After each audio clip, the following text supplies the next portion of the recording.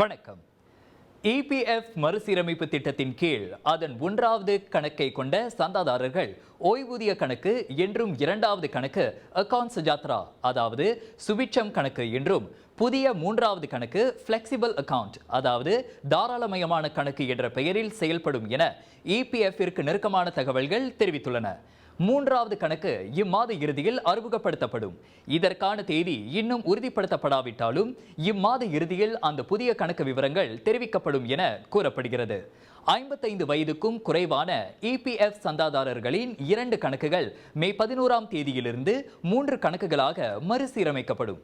தற்போது 55 வயதுக்குட்பட்ட சந்தாதாரர்களுக்கு தங்களது சந்தா தொகையில் 70 விழுக்காடு தொகை 1வது கணக்கிற்கும் எஞ்சிய 30 விழுக்காடு தொகை 2வது கணக்கிற்கும் வரவு வைக்கப்பட்டு வந்தது.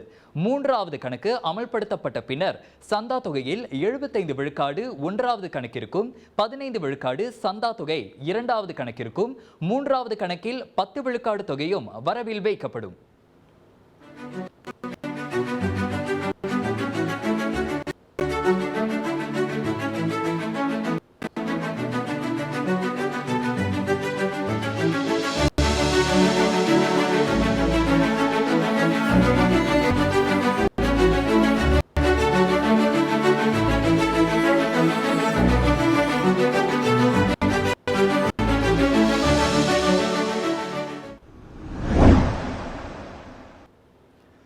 மக்களை பாதுகாப்பதற்கு பதிலாக அவர்களை மிரட்டுவதற்காக சட்டத்தை அரசாங்கம் பயன்படுத்துவதாக முன்னாள் பிரதமர் டாக்டர் மகாதீர் முகமது கூறியிருக்கிறார். உத்தரவுகளை பின்பற்ற தவறினால் சிறை மற்றும் அபராதம் விதிக்கப்படும் என அரசாங்கம் தெரிவித்திருப்பதாக தமது எக்ஸ் தளத்தில் அவர் பதிவிட்டுள்ளார். நிதி விவரங்கள் தொடர்பான விசாரணைக்குள்ளானவர்கள் அது தொடர்பான விவரங்களை வெளியிட வேண்டும் என்ற MACC விசாரணை தொடர்பில் மகாதீர் கருத்துரைத்துள்ளார். அவர்களது கோரிக்கையை நிறைவேற்றுவது அவ்வளவு எளிதான காரியம் அல்ல. கடந்த 40 ஆண்டுகளுக்கான அனைத்து பட்டுவாடா குறித்து பெரிய அளவிலான ஆய்வு தேவைப்படுகிறது. பெரும்பாலோர் நீண்ட காலத்திற்கு தங்களது நடவடிக்கைக்கான விவரங்களை கொண்டிருக்க மாட்டார்கள் என்றும் மகாதீர் சுட்டிக்காட்டினார். அதே வேளையில் விவரங்களை வழங்க தவறினால் திட்டமிட்டே தகவலை மறைத்ததற்காக எந்த ஒரு நடவடிக்கையும் எடுக்கப்படலாம். இதனால் பெரிய அளவிலான சட்ட நடவடிக்கை, சிறை தண்டனை கூட விதிக்கப்படலாம் என்று கூறுவது ஒரு வகை மிரட்டல் என மகாதீர் குறிப்பிட்டார். மாறாக தாங்கள் விசாரணை நடத்துவதற்கான நடவடிக்கை குறித்து அதிகாரிகள் அடையாளம் கண்டு அது தொடர்பான கேள்விக்கான விளக்கத்தை தெரிவிக்க வேண்டும். ஆனால் குற்றச்செயல் தொடர்பான எந்த ஒரு அடையாளத்தையும் தெரிவிக்காமல் பொதுவான கோரிக்கையை தான் நாங்கள் பார்க்கிறோம் என மகாதீர் கூறினார். சுவாச பிரச்சனை, சளி, இருமலுக்கு உகந்த தீர்வு சைலஜா பேபி ஹெர்பல் கிரீம். துளசி, கரிஞ்சீரகம், கிராம்பு போன்ற மூலிகைகளால் கொண்டு தயாரிக்கப்பட்டுள்ள சைலஜா பேபி ஹெர்பல் கிரீம் உங்கள் குழந்தைக்கு சிறந்த தேர்வு. ப்ராஜெக்ட் பெம்பினான் லபுராய பத்தாலிங் ஜெயா அல்லது டிராபிக் டிஸ்பர்சல் எலிவேட்டட் ஹைவே எனப்படும் நெடுஞ்சாலை கட்டுமான திட்டத்தின் ஒப்பந்த நிறுவனம் 11 நிபந்தனைகளில் 6 நிபந்தனைகளை நிறைவேற்ற தவறியதால் அந்த திட்டம் தொடரப்படாது. ஒற்றுமை அரசாங்கத்தின் பேச்சாளரான ஃபஹமி ஃபட்சீல் இதனை தெரிவித்தார். நிர்ணயிக்கப்பட்ட நிபந்தனைகளை பூர்த்தி செய்ய இதற்கு முன் 2 முறை நீடிப்புக்காக அந்த நிறுவனம் விண்ணப்பித்ததால் இன்றைய அமைச்சரவை கூட்டத்தில் அமைச்சர்கள் குழுவால் இந்த முடிவு எடுக்கப்பட்டதாக அவர் கூறினார். நிபந்தனைகளை பூர்த்தி செய்ய PJD இணைப்பு நிறுவனம் நீட்டிப்புக்கு விண்ணப்பித்துள்ளது. ஆனால் இது நிராகரிக்கப்பட்டதோடு திட்டத்தை மேலும் தொடர முடியாது. முன்வைக்கப்பட்ட பல நிபந்தனைகளை நிறைவேற்ற தவறியதன் விளைவாக திட்டம் தொடரப்படவில்லை. இது குறித்து பொதுப்பணி அமைச்சு மேலும் விரிவான அறிக்கையை வெளியிடும் என்றும் ஃபஹமி கூறினார். சமர்ப்பிக்கப்பட்ட திட்டம் தேவைகளை பூர்த்தி செய்யாததால் நெடுஞ்சாலை அமைப்பதற்கான விண்ணப்பத்தை ரத்து செய்ய கடந்த ஆண்டு ஜூலை மாதம் ஸ்லாங்கூர் மாநில அரசு முடிவு செய்தது. நகரி சம்பிலானில் பல்வேறு இடங்களில் வழக்கத்திற்கு மாறாக கடுமையாக மழை பெய்ததால் திடீர் வெள்ளம் ஏற்பட்டதாக அம்மாநில மந்திரி பசார் டத்துஸ்ரீ அமினுடின் ஹருன் தெரிவித்திருக்கிறார். 2 மணி நேரத்தில் 93 மில்லிமீட்டர் மற்றும் 75 மில்லிமீட்டர் மழை பெய்ததாக சிரம்பான் மற்றும் ரும்பாவ் வானிலை சேவைத்துறையின் தகவல் தெரிவித்ததாகவும் இது வழக்கத்தை விட கடுமையான மழை என்று அவர் சுட்டிக்காட்டினார். கடுமையான மழை பெய்த போதிலும் 2021ஆம் ஆண்டில் ஏற்பட்ட வெள்ளத்தை போல் இல்லை என அவர் தெரிவித்தார். பெரும்பாலான இடங்களில் 0.3 மீட்டர் முதல் 0.6 மீட்டருக்கு இடையே நீர்மட்டம் இருந்ததோடு 1 அல்லது 2 மணி நேரத்திற்குள்ளாகவே நீர்மட்டம் குறைந்ததாக மாநில ஆட்சிக்குழு கூட்டத்திற்கு தலைமையேற்ற பின் செய்தியாளர்களிடம் பேசிய போது அமினுடின் தெரிவித்தார்.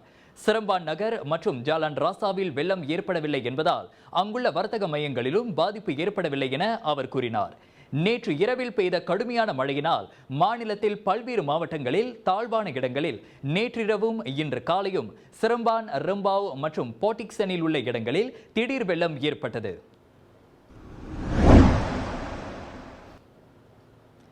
ஈப்போ பரிசியாரான் பண்டார் தீமாவில் உள்ள அடுக்ககத்தின் 13வது மாடியிலிருந்து கீழே விழுந்ததாக நம்பப்படும் 91 வயதுடைய முதியவரின் முழுமையற்ற உடல் மீட்கப்பட்டது. இன்று காலை மணி 8:20 அளவில் அந்த ஆடவரின் உடல் காணப்பட்டதாக பொதுமக்கள் மூலம் தெரிய வந்ததாக ஈப்போ மாவட்ட போலீஸ் தலைவர் அபங் ஜைனால் அபிடின் அபங் அஹமத் தெரிவித்தார். அடுக்குமாடி வீட்டின் பின்புற பகுதியில் முழுமையற்ற அந்த ஆடவரின் உடலை பாதுகாவலர் கண்டுள்ளார். அந்த முதியவரின் உடலில் மேற்கொள்ளப்பட்ட பரிசோதனையில் அவரது மரணத்தில் எந்த ஒரு குற்றச்செயலும் காரணமில்லை என தெரிய வந்ததாக இன்று வெளியிட்ட அறிக்கையில் அபங் ஜைனால் தெரிவித்தார். கோம்பாக் வான்ஸ்லாயாங் ஜலான் OS 1/2 இன்று காலையில் வாகன நிறுத்துமிடத்தின் கரைப்பகுதி இடிந்து விழுந்ததில் 2 வாகனங்கள் சிக்கிக் கொண்டதாக அறிவிக்கப்பட்டது. இன்று காலை மணி 10 அளவில் இச்சம்பவம் குறித்து தமக்கு அழைப்பு கிடைத்ததாக ஸ்லாங்கூர் தீயணைப்பு மற்றும் மீட்புத் துறையின் நடவடிக்கைக்கான உதவி இயக்குனர் அகமது முக்லிஸ் முக்தார் தெரிவித்தார். ஸ்லாயாங் தீயணைப்பு மற்றும் மீட்பு நிலையத்தைச் சேர்ந்த 2 இயந்திரங்களுடன் 6 உறுப்பினர்களும் சம்பவம் நிகழ்ந்த இடத்திற்கு அனுப்பி வைக்கப்பட்டனர். அவர்கள் அங்கு நிலச்சரிவு ஏற்பட்ட இடத்தை பார்வையிட்டதோடு 2 வாகனங்களின் பின்புற டயர்கள் சிக்கி இருப்பதையும் கண்டனர். எனினும் இச்சம்பவத்தினால் அருகிலுள்ள கட்டிட அமைப்புக்கும் மற்றும் பொதுமக்களில் எவரும் பாதிக்கப்படவில்லை என தீயணைப்புத்துறை வெளியிட்ட அறிக்கையில் தெரிவிக்கப்பட்டது.